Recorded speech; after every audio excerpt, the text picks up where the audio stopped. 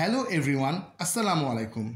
Hope you are fine and improving your English with TIR Education. Dear learners, today we will learn about English for today. Class 4, Unit 10, Lessons 3 to 4, which name is Alphabet বা বর্ণমালা. Dear students, at first we will learn the important word meaning of these lessons. প্রিয় শিক্ষার্থীরা, প্রথমে আমরা এই লেসন্সের গুরুত্বপূর্ণ word মিনিংগুলো শিখব। চলে এলাম আমরা ওয়ার্ড মিনিংয়ে, যার প্রথমে রয়েছে অ্যালফাবেট, যার অর্থ বর্ণমালা, রাইট অর্থ লেখা, কার্সিভ অর্থ পেঁচানো হাতের লেখা, স্মল অর্থ ছোট, লেটার অর্থ বর্ণ বা অক্ষর, ইচ অর্থ প্রত্যেক এবং সবার শেষে রয়েছে ইউজ, যার অর্থ ব্যবহার বা ব্যবহার করা। শিক্ষার্থীরা, এখন আমরা বইয়ে চলে যাব। প্রথমেই রয়েছে activity A, write the cursive small letters, পেঁচানো ছোট হাতের অক্ষরগুলো লেখো। শিক্ষার্থীরা, এখানে আমরা এ বি সি ডি এভাবে আমরা দেখতে পাচ্ছি বেশ কিছু পি পর্যন্ত লেটারগুলো, এবং এগুলোর কার্সিভ হাতের লেখাটা লিখতে বলছে। যেমন এটা এ এর কার্সিভ ছোট হাতের স্মল লেটারটা হলো এরকম। তো চলো আমরা একটু প্র্যাকটিস করে দেখে আসি।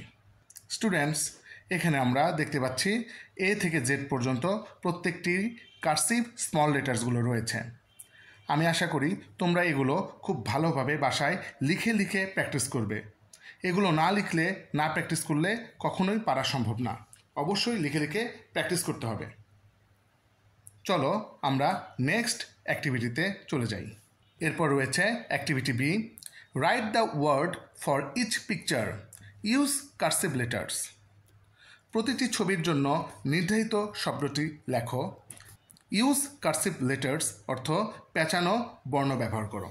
অর্থাৎ এখানে যে আমরা বিভিন্ন ছবি দেখতে পাচ্ছি সেগুলোর নিচে একটা করে দাগ রয়েছে, সেখানে আমরা এই ছবিগুলোর, যেমন এটা রয়েছে ব্যাগ, এটা এখানে লিখবো আমরা সেই ওয়ার্ডটি লিখবো, অর্থাৎ ব্যাগ লিখবো, কিন্তু কি কার্সিভ লেটারে লিখতে হবে এবং স্মল লেটারে লিখতে হবে। তাহলে আমরা একটু ট্রাই করি। প্রথমে রয়েছে ব্যাগ, দেখো এভাবে আমরা লিখতে পারি BAG ব্যাগ।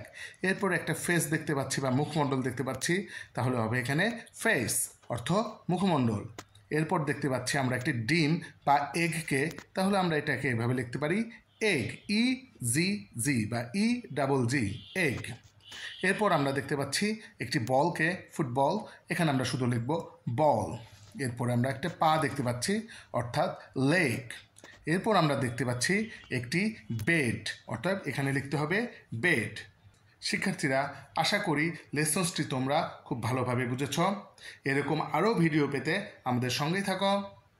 ভালো থেকো সবাই। Good bye.